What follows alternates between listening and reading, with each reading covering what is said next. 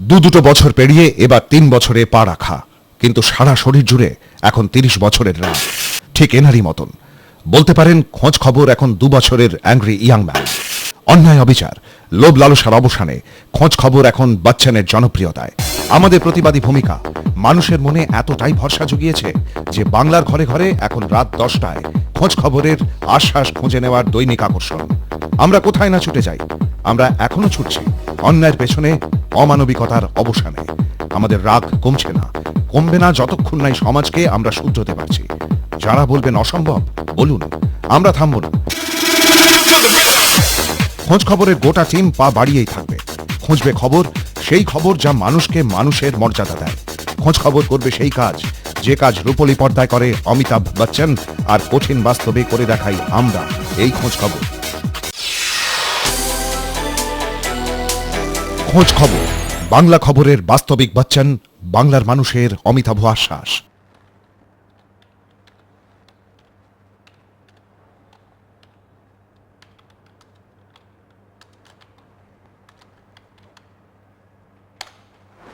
নমস্কার, কৃষ্ণ কিশোর মুখার্জি খোঁজ খবরে আপনাদের স্বাগত।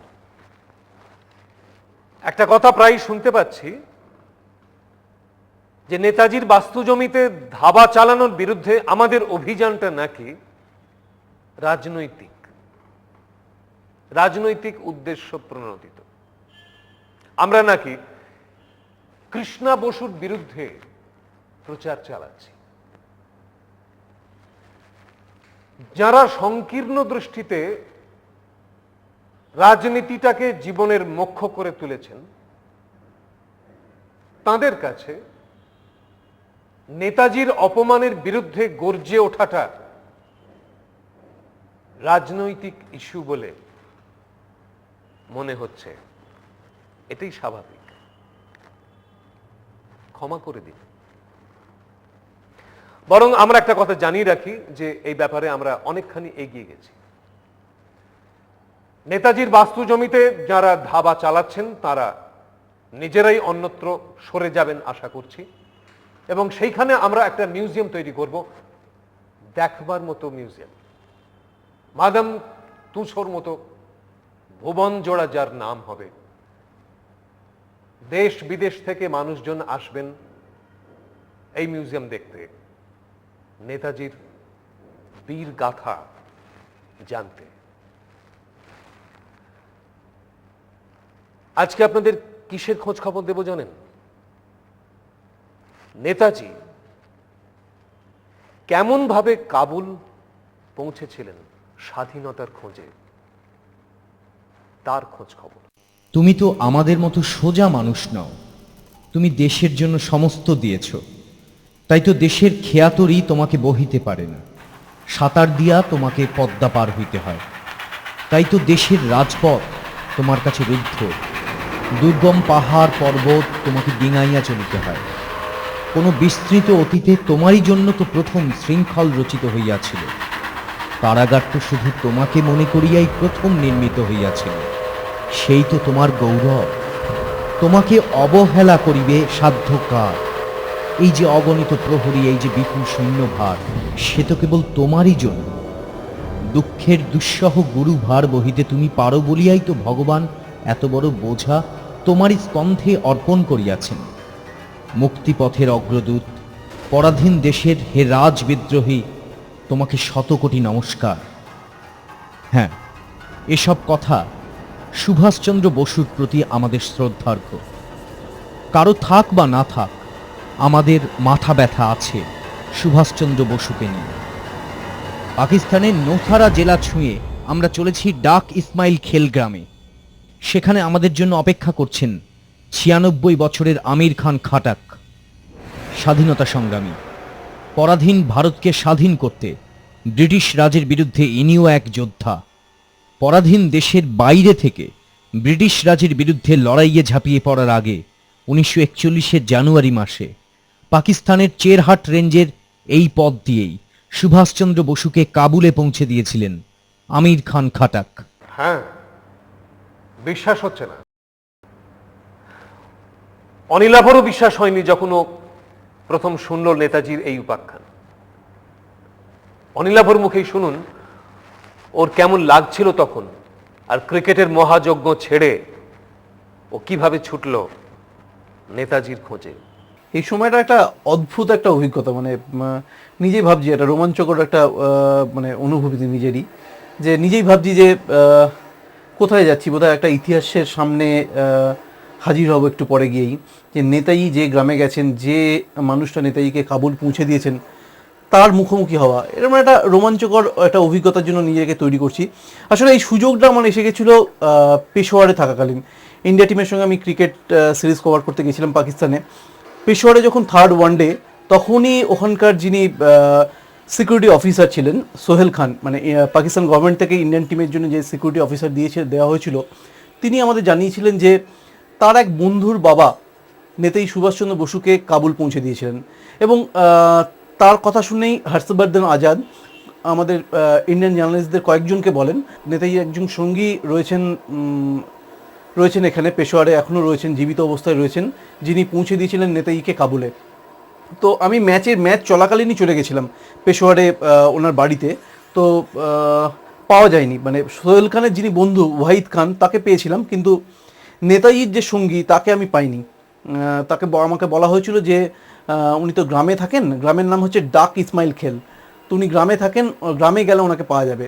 তো আমি ঠিক করে এসেছিলাম যে রয়্যালপিন্ডি টেস্টের সময় যখন থার্ড টেস্ট চলবে, তখন আমি যাব, ওই গ্রামে যাব এবং একটা ইতিহাসকে যাতে ছুঁতে পারা যায় সেই চেষ্টা করব। তো সেই অনুযায়ী রয়্যালপিন্ডি টেস্ট চলাকালীনই আমি একটা দিন বেরিয়ে যাই, এবং রয়্যালপিন্ডি থেকে পেশোয়ার মোটামুটি প্রায় 150 কিলোমিটার সেই রাস্তা আমরা যাই। একটা গাড়ি নিই, গাড়ি ভাড়া করে আমরা চলে যাই। পাহাড় পর্বত, জঙ্গল, গাছপালা সমস্ত কিছু পার করে, এবং ভাবছিলাম যেটা, যে সত্যি মানে নেতাজিকেও এতটা পথ আসতে হয়েছিল, জানি না কীভাবে এসেছিলেন। দেশের স্বাধীনতা নিয়ে মাথা ব্যথা ছিল দেখেই এতটা পথ পেরিয়ে সেই 1941 সালে সুভাষচন্দ্র বসু এখানে এসেছিলেন। আধুনিক সময়ে এখন মানে সড়ক পরিবহন বলুন, রেল পরিবহন বলুন, বা বিমান পরিবহনই বলুন, সব কিছুই অনেক উন্নত, কিন্তু সেই সময়টা কী ছিল কে জানে, এবং এত বড় ঝুঁকি নিয়ে একটা মানুষ এই অবধি উপস্থিত হয়েছিলেন। হ্যাঁ, সুভাষচন্দ্র বসু ঝুঁকি নিয়েছিলেন, কেননা দেশ ও দেশের স্বাধীনতা নিয়ে তার মাথা ব্যথা ছিল বলেই তাকে নিয়ে আর কারুর না থাক, আমাদেরও মাথা ব্যথা আছে। এই রাস্তা পার করে অনেকটা প্রায় 150 কিলোমিটার পথ অতিক্রম করে আমরা পৌঁছে গেছিলাম ডাক ইসমাইল খেল বলে জায়গাটায়। বিভিন্ন রাস্তার চারপাশটা অসাধারণ, দুপাশে পাহাড়, জঙ্গল, নদী পার হচ্ছিলাম একের পর, নাম না জানা নদী সব, জানতেও পারছিলাম না কী কী নদী আমরা পার হচ্ছি। তো শেষ অবধি প্রায় দুপুরবেলা পৌঁছে গেছিলাম আমি ডাক ইসমাইল খেলে, এবং রাস্তার দুধারে আফগান শরণার্থী শিবির, আফগানিস্তানের যারা উদ্বাস্তু তারা এসে ওখানে রয়েছে। ওই যে আমরা পাব্বি বলে একটা জায়গা রয়েছে, সেই পাব্বি থেকে আমরা চলে গেছিলাম পেশোয়ার না গিয়ে, আমরা পাব্বি বলে একটা মোড় থেকে আমরা চলে গেছিলাম চেরহাট রেঞ্জ। ওখানে পাকিস্তানি আর্মিদের একটা ট্রেনিং ক্যাম্প আছে, ওই চেরহাট রেঞ্জের পাশেই হচ্ছে এই ডাক ইসমাইল খেল গ্রামটা। তো আমরা সেখানে গিয়ে এই আমির খান খাটাকের খোঁজ পেয়েছিলাম, যিনি নেতাজিকে কাবুল পৌঁছে দিয়েছিলেন। তো একটা দারুণ অভিজ্ঞতা, মানে ইতিহাসকে ছুঁতে পারা।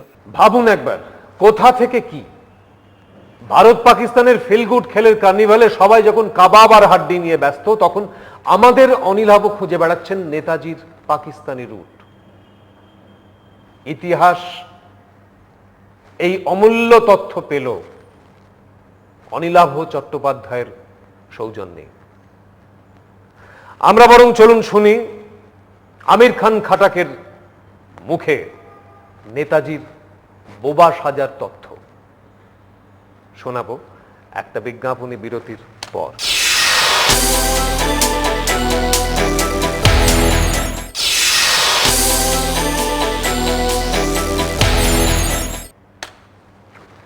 এবার শুনুন নেতাজি মুখ কাবুলিওয়ালা সেজে পাহাড় গাঁ ডিঙিয়ে কিভাবে পাকিস্তানে এসেছিলেন কার্যসিদ্ধি করতে। স্বাধীনতা সংগ্রামী আমির খান খাটাকের বয়স এখন 96। বয়সের কারণে কানে একটু কম শোনেন, কিন্তু 1941-এর স্মৃতি এখনো ঝরঝরে। डाक इस्माइल खेल में आ गया था काबुल जाने के पहले सुभाष चंद्र जी। कौन? सुभाष चंद्र जी काबुल जाने के पहले आप लोगों को साथी ले गया था। हम ले रखे था। आप ले गए थे? हमने यहाँ नहीं रखा था, दूसरी जगह में रखा था। किधर रखे थे? यहाँ से दूर हो गया गाँव में खुश्क में। প্রথমে উনি বলছিলেন যে পুরো পটভূমিকাটা বলছিলেন যে কিভাবে নেতাজির প্রতি ওদের ওদের ওদের যে ওরা যেভাবে সাপোর্ট করেছিল নেতাজিকে, কিভাবে নেতাজির সঙ্গে যোগাযোগ, ইনফ্যাক্ট সেরকমভাবে সরাসরি কোনো রকম যোগাযোগ ছিল না, কিন্তু উনি জেনেছিলেন যে যেদিনকে নেতাজি পেশোয়ার স্টেশনে নেমেছিলেন সেদিনকেই উনি জানতে পেরেছিলেন যে নেতাজি এসছেন ওখানে পেশোয়ারে এসছেন নেতাজি, সেদিনকেই তিনি জানেন। তো সেই সময় নর্থ ওয়েস্ট ফ্রন্টিয়ার প্রভিন্সের যিনি ফরওয়ার্ড ব্লকের যিনি প্রেসিডেন্ট ছিলেন তার নাম ছিল মীর আকবর শাহ। তো ওরা গেছিলেন পেশোয়ারে নেতাজিকে রিসিভ করতে, পেশোয়ার সদর রেল স্টেশনে নেতাজি নামেন। তো উনি যেটা বলছিলেন যে মুসলমানদের মতন বড় দাড়ি, টুপি এবং মুসলমানদের মতন ড্রেস পরে নেতাজি নামলেন পেশোয়ার স্টেশনে। अकेला आया, अकेला आया था, बिल्कुल बिल्कुल अकेला। बिल्कुल। तो आप लोग रिसीव करने गया था? उसको रिसीव स्टेशन में लाने गया था? हाँ हाँ स्टेशन में। तब जानते थे सुभाष चंद्र बोस वाले? नहीं वो उस वक्त आपको नहीं पता था। अच्छा। जिस वक्त तो उतरा तो मियाँ अकबर शाह ने हमसे पूछा कि भाई मेहमान कौन है। हाँ। तो ऐसे 4 महीने पहले हम वहाँ घर में रहे थे ना उनके साथ। हाँ। सामने उसको खुशी से कहा कि मनुष्य ऐसा हो रहा है, उनके बच्चों को जो अच्छा। बस बच्चों को अच्छा, तो फिर उसका घर गया पेशवार में, उसका घर पेशवार में फकीर चंद के फकीर चंद का घर गया। बिल्कुल। हाँ। फिर उधर सीआईडी का प्रॉब्लम हो गया। फिर सीआईडी के 5-6 दिन के बाद हाँ। फिर वो रहता रहा कि भाई वो और कोई बात नहीं है, उसको पकड़ के ले जाएंगे, हमारी बदनामी हो जाएगी। हाँ। इसको संभालो। फकीर चंद का घर क्या पेशवार में ही था? फकीर चंद का घर क्या पेशवार में ही था? उसका घर फकीर चंद का घर फकीर चंद कौन है? पेशावर क्यों? कुकुर को पेशवार हाँ, पेशवार का ही था। खास सिटी का रहने वाला था। তো মীর আকবর শাহ ওনাকে জিজ্ঞেস করেছিলেন যে তুমি চিনতে পারছো? তো উনি বলেছিলেন যে উনি যেটা বললেন যে আমি কয়েকদিন আগে রামগড় কংগ্রেসের নেতাজিকে দেখেছিলাম এবং আমি তখন বলেছিলাম হ্যাঁ আমি চিনতে পেরেছি। তখন বলেছিল হ্যাঁ চুপ করে যাও। এবং উনি নেতাজি তখন গেছিলেন পেশোয়ারেই সিটিতে, প্রপার সিটিতে প্রায় 7-8 দিন ছিলেন ওনার কথা মতো। এবং 7-8 দিন থাকার পর অলরেডি সিআইডি খোঁজখবর নিতে শুরু করেছিল, কে এলো নতুন অতিথি, খোঁজখবর নিতে পেরেছিল। ওরাও সেটা বুঝতে পারেন এবং নেতাজিকে উনি ওনার যে গ্রামে আমরা গেছিলাম ডাক ইসমাইল খেল, সেখানে ওই গ্রামে উনি নিয়ে যান নেতাজিকে। এবং ডাক ইসমাইল খেলে একটা রাত্রি থাকেন নেতাজি, ওনারই এক অতিথি নিবাস, ওদেরকে ওরা হুজরে বলে। কাবুল যাওয়ার আগে যে হুজরেতে নেতাজি আমির খান খাটাকের আতিথ্য গ্রহণ করেছিলেন, এই সেই হুজরেতে এই ঘরেই ছিলেন সুভাষচন্দ্র বসু। ये कमरा था 18x20, 18x20 बड़ा कमरा। गिरने में इसमें हम आग भी लगाते थे, सब भी आग को देखते। তো হুজুরেতে উনি নিয়ে যান এবং একটা রাত্রি নেতাজি থাকেন। তারপর উনি নিয়ে যান আর একটা গ্রামে, আমির খান খাটাক আর আব্দুল রশিদ বলে আরেকজন, এরা দুজন কাবুল যান নেতাজির জন্য কোনো একটা থাকার জায়গা খুঁজতে। কাবুল যান এবং ফিরে আসেন।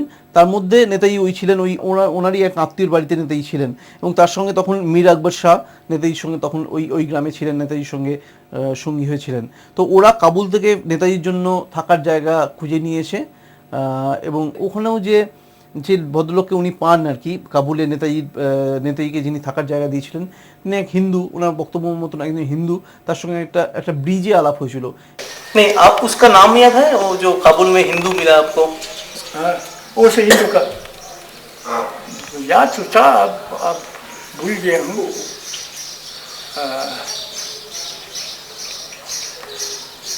प्रताप नहीं, ऐसा नहीं, कोई राम नाम था। अच्छा। अब मैं भूल गया हूँ। अच्छा। तो फिर आप काबुल से वापस हम 2 लड़के थे, हम वापस आ गए। हाँ। ये यार सकई गांव है उसका था, गलाडेर का। क्या? एक लड़का मेरे साथ गलाडेर का था। अच्छा। और एक मेरे साथ। कौन नाम था, क्या नाम था उसका? आपका साथ जो गया था काबुल? ये इजाजत साहब को नहीं, क्या इसको शायद करें। हाँ, क्या बताए? आप इसको शायद नहीं करेंगे नाम ये तो ऐसी बातें हैं कि अभी तक पर किसी को पता नहीं है। नहीं वो तो ठीक है ऐसे नहीं अभी तो फ्रीडम मिल गया हमको नहीं, हमको सुभाष चंद्र बोस जी को नहीं ढूंढना है।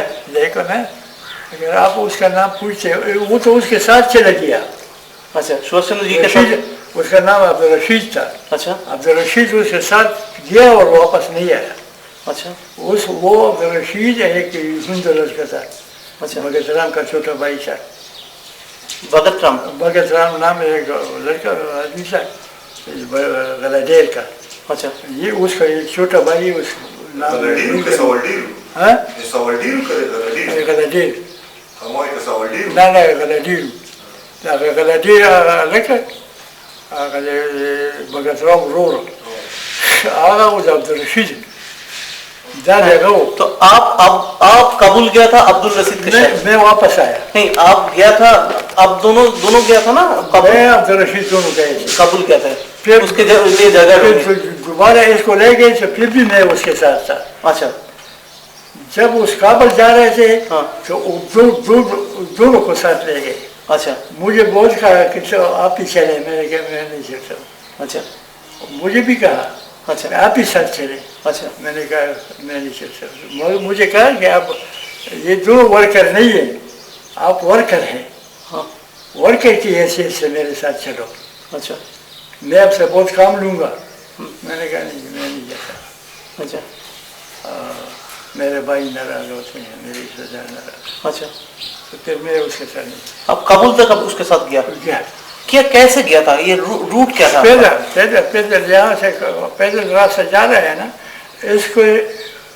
इसको पठानों के कपड़े पहन कर पठानों का वो शर्ट पहन कर इसको गूंगा बनाया।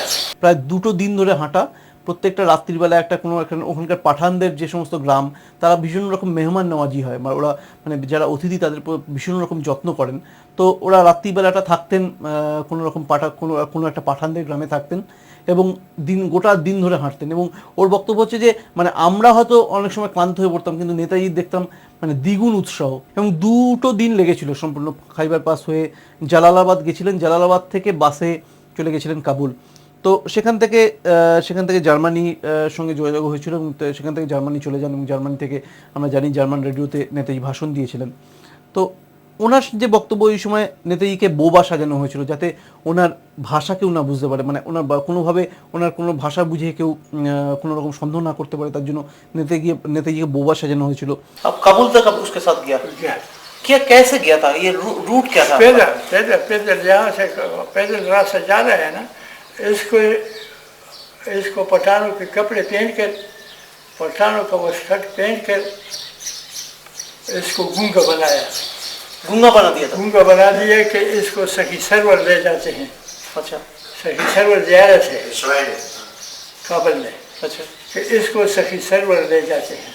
अच्छा तो पैदल में कितना बहुत बस दिन लगा? ये तो सारे मेहमान नवाज लोग हैं। हाँ 10 मील चल सकते थे 10 मील चले लेकिन वो बहुत जफाकश था सुभाष चंद्र बोस वो हमसे ज़्यादा चलता था।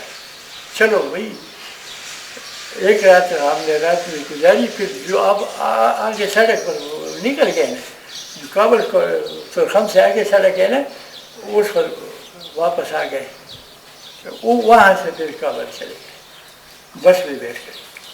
এই সমস্ত গল্প শুনতে শুনতে গায়ে কেমন কাঁটা দিয়ে ওঠে না? নেতাজির মৃত্যুর রহস্য আমির খান খাটাকের কাছেও রহস্য থেকে গেছে। স্বাধীন ভারতের প্রতিটি নাগরিকের মতো ডাক ইসমাইল খেলের নেতাজির এই সঙ্গীও অপেক্ষায় থাকতেন কবে ঘরে ফেরেন সুভাষ ফেরেননি। তবে চন্দ্র বোসের আইএনএর কমান্ডার শাহনওয়াজ খান ছিলেন আমির খান খাটাকেরও পরিচিত। শিয়ালকোটের সেই শাহনওয়াজের নেতৃত্বেই 1956তে প্রথম নেতাজি অন্তর্ধান কমিটি গঠিত হয়েছিল। আমির খান খাটাককে নেতাজির অন্তর্ধান নিয়ে কি বলেছিলেন শাহনওয়াজ? ওর সঙ্গে ওর দেখা হয়েছিল তাতে উনি বলেছিলেন যে নেতাজি আমাদের ফৌজে প্রায় দিনই এসে প্রায় ঘন্টা দেড়েক বক্তৃতা দিতেন এবং কমান্ডারদের সঙ্গে মিলিত হতেন আলাদাভাবে তাদের কাছ থেকে পরামর্শ নিতেন কী করা যায় কী করা উচিত সেগুলো জানতে চাইতেন এবং ওই কমান্ডার ওনাকে নাকি বলেছিলেন যে মানে নেতাজি যখন মারা গেছেন এরকম একটা প্রচার হয়েছিল তার আগে ওদের সঙ্গে কথা বলেই উনি একটা প্লেনে উঠেছিলেন এবং বলেছিলেন আমি রাশিয়া যাচ্ছি। और ये सुभाष वहाँ जो लड़के थे उनके पास ये शेरकोट का एक लड़का शेरबाद नाम है, वो उसके फौज में मेजर था, আচ্ছা आज़ादी की फौज में। আচ্ছা वो हमें कहानियाँ सुनाती थी। আচ্ছা तो फिर सुभाष चंद्र बोस हमारे सामने याद में बैठ गए और हमको गया कि हम रूस चलते हैं। फिर उसका पता नहीं लगा चले। 4 দিন ডাক ইসমাইল খেল গ্রামে, 2 দিন পায়ে হাঁটা পথে, 8 দিন কাবুলে। 14 দিনের এই অজ্ঞাতবাসে নেতাজির সঙ্গে সঙ্গে ছিলেন আমির খান খাটাক। ওনার সাথে ঝরঝরে উর্দুতে কথা বলতেন নেতাজি। নেতাজিকে উনি যতটা বুঝেছিলেন তাতে ওনার কথায় জার্মানি বা জাপান কারোর সাথেই নেতাজির মোহব্বত ছিল না। একটাই শুধু মাথা ব্যথা ছিল নেতাজির, দেশকে স্বাধীন করা। न उसके साथ जर्मनी की मुहब्बत थी, न उसके साथ जापान से कोई मुहब्बत थी। उसका मनसा यही था, नजवरेन यही था, उसका मंजिल मकसूद यही था कि हिंदुस्तान को आज़ाद। প্রবীণ এই স্বাধীনতা সংগ্রামীকে আমরা প্রশ্ন করেছিলাম সরকারের কাছ থেকে উনি কতটা কি স্বীকৃতি পেয়েছেন। ওনার মুখেই শুনুন। पाकिस्तान लेकिन सरदार जी को उसे नाम दिया, वो तो हमको कहाँ समझते हैं। पाकिस्तान गवर्नमेंट हमको काफी समझते हैं कि ये हिंदू के हिसाब से ये बंटवारा नहीं चाहते थे, आज़ादी को रुकवाते थे। আমির খান খাটাককে আমরা জিজ্ঞাসা করেছিলাম যে দেশের স্বাধীনতার জন্য সবাই মিলে লড়েছিলেন সেই দেশের বিভাজন নিয়ে আপনার প্রতিক্রিয়া কি। हम तो पार्टीशन के खिलाफ है। इसी पादाश में तो हम यहाँ हिंदू भी बन गए, काफिर भी बन गए, सब कुछ बन गए। आज़ादी भी हमने ली और सजा भी हमको मिली। आज़ादी हिंदुस्तान वालों को आज़ादी मिली, हमको सजा मिली। यहाँ उन लोगों का हुकूमत मिला जो अंग्रेजों को गुलामी को चाहते थे, उसको पसंद करते थे। हिंदुस्तान में उन लोगों को आज़ादी मिली जो आज़ादी चाहते थे। उन लोगों ने आज़ादी से फ़ायदा उठाया, उसने उसे लुत्फ़ उठाया और हमने अजीमत उठाई। इस खातिर कि हम ये पार्टीशन को नहीं मानते थे कि ये अंग्रेजों का यूरोप का बंटवारा है, हमारा अपना बंटवारा नहीं है। যে দেশের স্বাধীনতার জন্য ওরা রক্ত দিয়েছিলেন, জেল খেটেছেন, সেই দুটো দেশ এখন যুদ্ধ করে নিজেদের মধ্যে। সেটা ওর কাছে কি রকম মানে অনুভূতি বা কী রকম উপলব্ধি হয় সেই সময়টা। তা উনি যেটা বলছেন যে আপনারা শুনবেন হয়তো ওর মুখেই যে আদবানি জানে না যে আদবানিকে তো যুদ্ধ মানে স্বাধীনতা যুদ্ধ লড়তে হয়নি, লালকৃষ্ণ আদবানিকে স্বাধীনতা যুদ্ধ লড়তে হয়নি, ও জানে না যে স্বাধীনতার মূল্য কী। এবং আমাদের এখানে সুবাদার কা বেটা মানে পারভেজ মুশারফের কথাই বলেছেন সম্ভবত। তো ওরাও জানে না যে আজাদি কিসের মূল্যে এসেছিল, আজাদি কার মূল্যে এসেছিল, কতটা রক্তের বিনিময়ের আজাদি এসেছিল, স্বাধীনতা এসেছিল, এদের কোনো ধারণা নেই। তার জন্য এরা যুদ্ধ লড়ে, ভারত পাকিস্তান নিজেদের মধ্যে যুদ্ধ করে। तो हिंदुस्तान पाकिस्तान में जब जंग होता है आपको कैसा लगता है? बुरा लगता है, बहुत बुरा लगता है। हमको जंग नजर नहीं आता है। ये मुल्क के लिए आप लोग ने आज़ादी का जंग लड़ा, आप लोग आज़ादी का जंग लड़ा, ये दोनों मुल्क पार्टीशन के बाद से एक दूसरे से जंग लड़े हैं। इन्होंने जंग लड़ा नहीं है ना। अब एडवानी ने जेल गया है, न किसी इनकलाबी तहरीक में आया है। अब उसको मशहूरी बन गई है, वो बच्चा है। इसी तरह से ये सूबेदार साहब का लड़का। अब तो हुकूमत ये लोगों का हाथ में है जिन्होंने आज़ादी की खातिर एक दिन भी तकलीफ नहीं उठाई। ये आज़ादी की कदर को क्या जाने। आज़ादी किस चीज़ के नाम है? স্বাধীনতা সংগ্রামী আমির খান খাটাককে আমাদের শেষ প্রশ্ন, আপনার মুলুকে তো ফরওয়ার্ড ব্লকের আর কোনো অস্তিত্বই নেই, আপনি কি নিজেকে এখনো ফরওয়ার্ড ব্লকের কর্মী বলে ভাবেন? গলায় 100 আকাশ উত্তেজনা নিয়ে আমির খান খাটাকের উত্তর, আমার রক্তে এখনো নেতাজির তৈরি ফরওয়ার্ড ব্লক। तो आप खुद को अभी तक फॉरवर्ड ब्लॉक समझते हैं? बिल्कुल अभी तक फॉरवर्ड ब्लॉक के नहीं, वैसे यहाँ से फॉरवर्ड ब्लॉक है नहीं ना, लेकिन हमारा रैंक तो फॉरवर्ड ब्लॉक है ना। আমাদের একটা বোধহয় দায়িত্ব আছে যে ওকে আমাদের এদেশে নিয়ে আসার, এবং নেতাজিকে যিনি কাবুল পৌঁছে দিয়েছিলেন সেই সময় বিভিন্ন রকম ঝুঁকি নিয়েও, তাকে যদি আমরা কোনো রকম স্বীকৃতি দিতে পারি, এটা বোধহয় আমাদের একটা দায়িত্ব থেকে যাচ্ছে। তো আমি জিজ্ঞেস করেছিলাম উনি আসতে চান কিনা, বলেছিলেন যে এখানকার গভর্নমেন্ট যদি আমাকে পারমিশন দেয় তা নিশ্চয়ই যাব, তবে নিজে চোখে এখন বিশেষ দেখি না, হ্যাঁ, তবে একবার দেখতে চাই, হিন্দুস্তান আর একবার দেখতে চাই। এই সমস্ত দেখে শুনে মনে হয় যে নেতাজিকে আমার দেশের মানুষ এখনো চেনেনি না। কি করে চিনবেন? নেতাজির নাম ভাঙিয়ে ব্যক্তিগত স্বার্থ সিদ্ধি বা এমপি এমএলএ যারা হয়েছেন তাদের তো কোনো মাথা ব্যথা নেই। আমাদের মাথা ব্যথা আছে, আমরা মাথা ব্যথা করাতেও চাই। আমরা এমন একটা মিউজিয়াম গড়ে তুলব যা সারা দুনিয়ার মাথা ঘুরিয়ে দেবে। আর তার প্রথম কাজটা সেরে রেখেছে আমাদেরই অনিলাভ। একটা জোর জোর হাততালি অনিলাভর জন্য। আজ এই পর্যন্ত, কাল আবার দেখা হবে এই সময়। নমস্কার।